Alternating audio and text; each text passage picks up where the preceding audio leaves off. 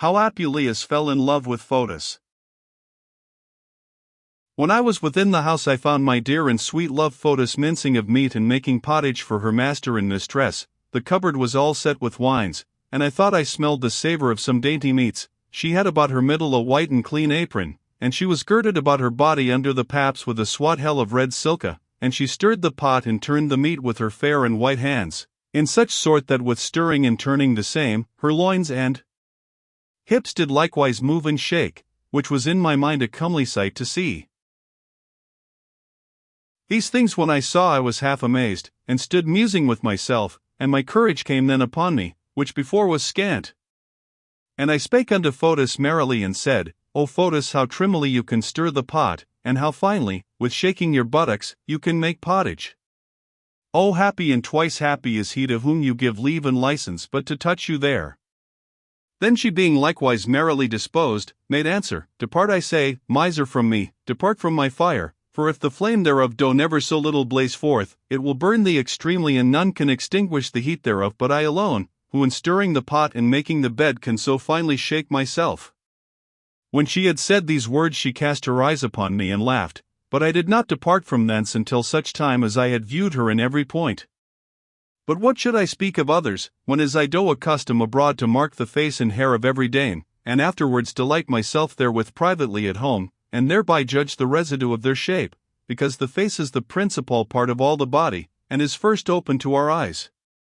And whatsoever flourishing and gorgeous apparel doth work and set forth in the corporal parts of a woman, the same doth the natural and comely beauty set out in the face.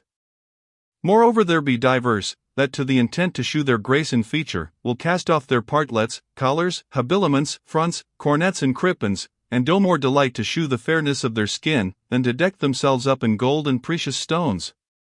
But because it is a crime unto me to say so, and to give no example thereof, know ye, that if you spoil and cut the hair of any woman or deprive her of the colour of her face, though she were never so excellent in beauty, though she were thrown down from heaven, sprung of the seas, nourished of the clouds, though she were Venus herself, though she were waited upon by all the court of Cupid, though were girded with her beautiful scarf of love, and though she smelled of perfumes and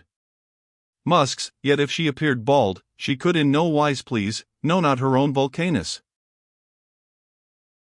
Oh, how well doth a fair colour and a shining face agree with glittering hair! Behold, it encountereth with the beams of the sun, and pleaseth the eye marvellously.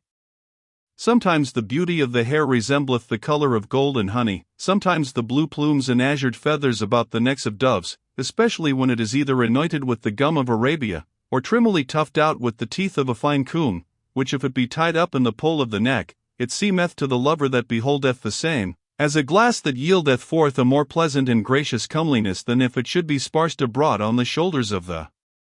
woman, or hang down scattering behind. Finally there is such a dignity in the hair, that whatsoever she be, though she be never too bravely attired with gold, silks, precious stones, and other rich and gorgeous ornaments, yet if her hair be not curiously set forth she cannot see me fair.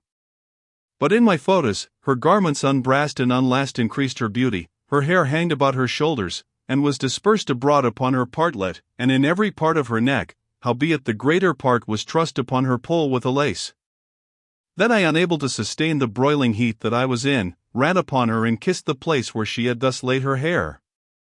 Whereat she turned her face, and cast her rolling eyes upon me, saying, O shoulder, thou hast tasted now both honey and gall, take heed that thy pleasure do not turn unto repentance.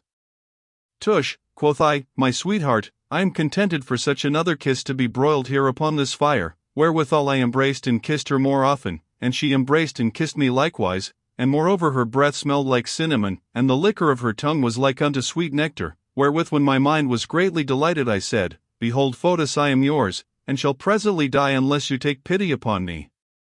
Which when I had said she eftsoon kissed me, and bid me be of good courage, and I will, quoth she, satisfy your whole desire, and it shall be no longer delayed than until night, when as assure yourself I will come and lie with you, wherefore go your ways and prepare yourself, for I intend valiantly and courageously to encounter with you this night.